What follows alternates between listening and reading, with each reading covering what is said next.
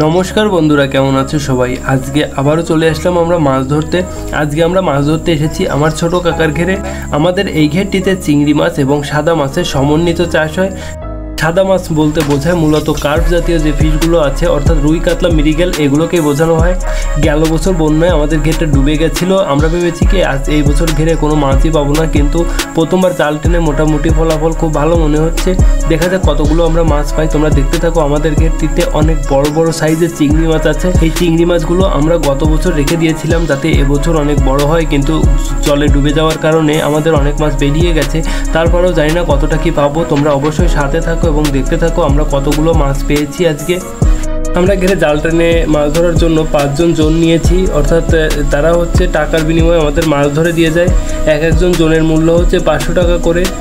হাড়ির ভিতরে যে মাছগুলো দেখতে পাচ্ছ এগুলো ওরা জাল টানার সময় হাত দিয়ে ধরেছে।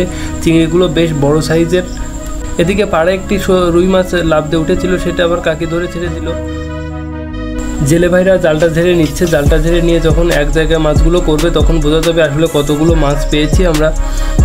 জালের প্রথম টানেই মনে হচ্ছে অনেক মাছ বেঁধে গেছে। আমরা কিন্তু মূলত আজকে চিংড়ি মাছগুলোই ধরবো, সাদা মাছগুলো আমরা ছেড়ে দেবো। এগুলো গত বছরে বেশি একটা বড় হয়নি, এজন্য রেখে দিয়েছিলাম, কিন্তু এবছরও খুব বেশি বাড়েনি, তাই আমরা আরও একটা বছর রেখে দেবো সাদা মাছগুলো। আর চিংড়ি মাছগুলো ধরে আমরা বাজারে বিক্রি করব। চিংড়ি মাছের বাজার বর্তমানে ভীষণ ভালো। চিংড়ি মাছ যেগুলো এ গ্রেডের, অর্থাৎ 10টাই কেজি, সেই মাছগুলো বিক্রি হচ্ছে 1600 টাকা কেজি। আর যেগুলো হচ্ছে 20 সাইজের, অর্থাৎ 20 টাকা দিলেই কেজি হয়, সেই সাইজের মাছগুলো হচ্ছে 1200 থেকে 1400 টাকা কেজি বিক্রি হচ্ছে। এই কারণে আমাদের যত সাদা মাছগুলো আছে ছোট ছোট সাইজের, সেগুলো আমরা ছেড়ে দিচ্ছি এবং বড় বড় সাদা মাছগুলো রেখে দিচ্ছি বিক্রির জন্য। বিশেষ করে চিংড়িগুলোই রাখা হচ্ছে আমাদের। আমরা দ্বিতীয়বার যে টান দিয়েছি এই টানেও অনেক মাছ উঠেছে। প্রথমবারের তুলনায় এবার মনে হচ্ছে মাছ একটু বেশি উঠেছে। দেখা যাক এইবার কতগুলো মাছ আমরা পাই। আমাদের এই মাছগুলোকে ধরে তাড়াতাড়ি আবার বাজারজাত করতে হবে। আমাদের দুপুরের যে মাছের বাজারটা আছে সেটা 12টা থেকে শুরু হয়ে যায় এবং 4টের ভিতরে শেষ হয়ে যায়। তাই আমাদের এই 12টা থেকে 4টে এই সময়টার ভিতরে আমাদের মাছগুলো বাজারে নিয়ে যেতে হবে, নইলে আমরা মাছের ভালো দাম পাবো না। যদি আমরা লেট করি তাহলে অনেক বড় লস হয়ে যাবে। তাই আমরা দ্রুত নিয়ে যাওয়ার জন্য এই 2 টানই শেষ, এরপর আর কোনো টান দিব না। দেখো কতগুলো চিংড়ি মাছ পেয়েছি।